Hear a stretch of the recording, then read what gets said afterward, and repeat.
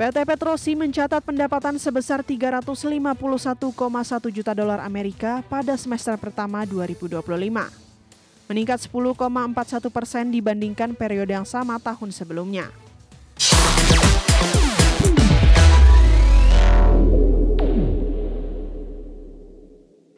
Pemirsa, pekan ini PT Petrosi Tbk merilis update kinerja keuangan semester pertama 2025.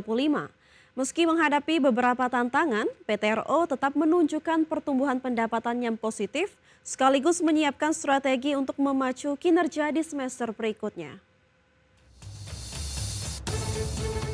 PT Petrosi mencatat pendapatan sebesar 351,1 juta dolar Amerika pada semester pertama 2025. Meningkat 10,41% dibandingkan periode yang sama tahun sebelumnya. Pendapatan terbesar berasal dari segmen konstruksi dan rekayasa sebesar 159,3 juta dolar Amerika, serta segmen penambangan senilai 158,5 juta dolar Amerika. Pertumbuhan ini menjadi sinyal positif kinerja perusahaan di tengah kondisi industri yang fluktuatif. Laba kotor Petrosi juga meningkat 20,9% menjadi 49,17 juta dolar Amerika, menunjukkan efisiensi operasional yang lebih baik. Namun, laba bersih perusahaan turun 18,6% menjadi 1,07 juta dolar Amerika, terdampak oleh kenaikan beban pajak dan bunga. Meskipun demikian, perusahaan memproyeksikan perbaikan kinerja di semester kedua dengan dukungan kontrak baru dan efisiensi biaya. Per Juni 2025, total aset Petrosi mencapai 1,21 miliar dolar Amerika, naik hampir 40% dibandingkan akhir tahun 2024. Liabilitas juga meningkat menjadi 972 juta dolar Amerika, namun ekuitas perusahaan masih terjaga di level 241 juta dolar Amerika. Peningkatan ini mencerminkan ekspansi bisnis dan kapasitas finansial yang diperkuat untuk mendukung pertumbuhan di masa depan. Dengan portofolio proyek yang terus bertambah dan sinergi dengan mitra strategis, Petrosi optimis dapat menghadapi tantangan pasar dan meningkatkan laba di semester kedua 2025. Perusahaan fokus pada efisiensi operasional dan pengelolaan risiko untuk mendukung pertumbuhan berkelanjutan. Berbagai sumber, IDX Channel. Pemirsa, PT Jasuindo 3 Perkasa Tbk memperkuat perannya di paruh kedua tahun ini lewat penjualan kartu identitas, paspor, dan kartu perbankan, baik ke pasar lokal maupun ekspor ke Timur Tengah dan Afrika. Segmen ini menjadi fondasi utama keberlanjutan bisnis dan kontribusi pendapatan JTP saat ini. PT Jasuindo 3 Perkasa Tbk memperkuat perannya di paruh kedua tahun ini. Manajemen menyatakan upaya efisiensi produksi dan pemberian harga kompetitif akan terus diterapkan guna meningkatkan volume penjualan produk-produk unggulan turnaround margin tinggi. Strategi ini difokuskan sebagai langkah memacu profitabilitas di pasar dinamis saat ini. Pada semester pertama 2025, segmen security meliputi produk identitas dan pembayaran, menyumbang porsi dominan dalam pendapatan perusahaan. Segmen ini terbukti menjadi motor penggerak kinerja finansial JTPE sejauh ini. Sementara itu, JTPE mengalokasikan belanja modal sekitar 60 miliar rupiah untuk modernisasi mesin serta penambahan kapasitas produksi. Dengan strategi penjualan yang terarah, efisiensi produksi, capex strategis, dan diversifikasi produk, JTPE diharapkan mampu menyongsong paruh kedua tahun ini dengan kinerja yang kuat dan stabil di tengah tantangan ekonomi global. Berbagai sumber IDX Channel. Kembali bersama kami pemirsa, Gotoh terus menggeber produktivitasnya di tahun 2025 dengan strategi inovasi dan efisiensi biaya yang kuat. Langkah ini bertujuan memperkuat ekosistem digital terbesar di Indonesia dan meraih pertumbuhan berkelanjutan. Gotoh fokus meningkatkan produktivitas melalui inovasi produk dan penguatan layanan. Direktur Utama Gotoh, Patrick Waluyo, menyebut bahwa penguatan ekosistem, pengembangan fitur baru, dan personalisasi layanan menjadi kunci peningkatan operasional dan pendapatan perusahaan sepanjang 2025. Direktur Keuangan Gotoh, Simon Ho, mengatakan strategi efisiensi biaya yang lebih terperinci membantu perusahaan menurunkan beban kas rutin sebesar 3% atau 5,3 triliun rupiah sepanjang tahun. Hal ini mendukung profitabilitas dan menjaga daya saing Gotoh di pasar digital yang sangat kompetitif.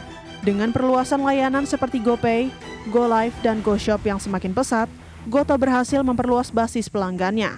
Pertumbuhan ini memantapkan posisi GoTo sebagai platform pilihan utama masyarakat Indonesia di berbagai sektor digital, memperkuat kinerja keuangan dan keberlanjutan bisnis. Berbagai sumber, IDX Channel. PT Charon Pokpan Indonesia Tbk kembali memperkuat lini bisnis pembibitan unggas lewat transaksi afiliasi bernilai puluhan miliar rupiah. Melalui anak usahanya, CP Jaya Farm, perusahaan membeli fasilitas pembibitan unggas dari PT Istana Satwa Borneo di Kalimantan Selatan. PT Charon Pokpan Indonesia Tbk atau CEPIN membeli fasilitas pembibitan unggas dari PT Istana Satwa Borneo di Kalimantan Selatan. Presiden Direktur CEPIN Thomas Effendi menyampaikan transaksi terbaru dilakukan pada 28 Agustus dengan nilai total 24,56 miliar rupiah. Aset yang diambil alih meliputi tanah seluas hampir 38.000 meter persegi di Kabupaten Tanah Laut, Kalimantan Selatan, lengkap dengan bangunan, mesin, dan peralatan pembibitan. Di mana mayoritas saham PT Istana Satwa Borneo yang menjadi pihak penjual juga dimiliki CEPIN secara tidak langsung hingga 99,99%. Tak hanya itu, pada pertengahan Agustus lalu, CEPIN lewat entitas yang sama juga menuntaskan pembelian fasilitas unggas dari PT Satwa Utama Raya dengan nilai jauh lebih besar mencapai 430 miliar rupiah. Aset tersebut tersebar di beberapa lokasi strategis mulai dari Jombang, Pasuruan hingga Minahasa Utara. Detail akuisisi meliputi tanah, bangunan hingga mesin dan peralatan pendukung produksi. Adapun manajemen CEPIN meyakini tambahan fasilitas pembibitan unggas akan memperkuat kapasitas produksi sekaligus meningkatkan efisiensi operasional perusahaan. Langkah ini juga dinilai penting untuk memperluas distribusi dan memenuhi kebutuhan pasar domestik yang terus berkembang. Dengan strategi ekspansi berkesinambungan, CEPIN berharap bisa menjaga posisi dominan di industri perunggasan nasional. Berbagai sumber IDX Channel. Pemirsa, kita beralih ke informasi update penutupan IHSG sesi pertama hari ini, di mana IHSG pada hari ini pada sesi pertama melanjutkan pelemahan di 2,27% ke level 7.771,29. Adapun IHSG tadi pagi dibuka di level 7.899 dan sempat menyentuh titik tertinggi di level 7.913. Adapun 89 saham mengalami penguatan, 662 saham mengalami pelemahan dan 49 saham stagnan atau tidak bergerak. Sementara dari top gainers pemirsa atau saham-saham mengalami penguatan tertinggi ada dari PSAB mengalami penguatan 13,64%, GZCO mengalami penguatan 3,74%, ATLA mengalami penguatan 7,46% dan TEBE mengalami penguatan 8,29%. Dari top losers pemirsa atau saham-saham mengalami pelemahan terdalam, ada WIFI mengalami pelemahan di 8,68%, BBRI mengalami penurunan di 2,66%, WIRG mengalami penurunan di 14,21% dan Antam mengalami penurunan di 2,35%.